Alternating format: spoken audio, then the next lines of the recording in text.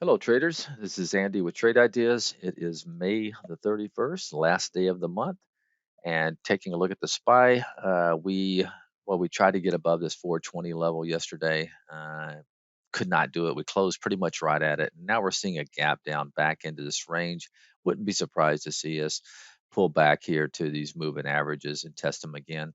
Qs, kind of a spinning top yesterday in the Qs uh, after a gap up, and we are also gapping down. This could be a short-term top for the Qs. Once again, kind of overextended. May want to pull back and set up again. Let's see.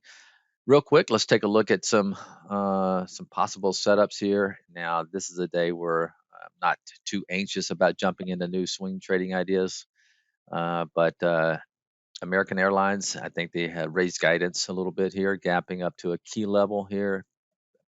Gets above this level, could have some momentum behind it. Box or earnings play, I think you got to watch it. It's gapping up right at its 200-day moving average. I'd look to see maybe in the first 15 to 20 minutes if it can hold that 200-day moving average and move higher from there.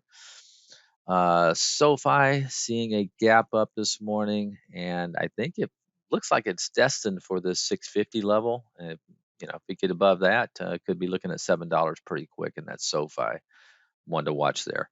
And MGNI was on the list yesterday, was up slightly, big move. I like the way this is still holding its 10-period moving average.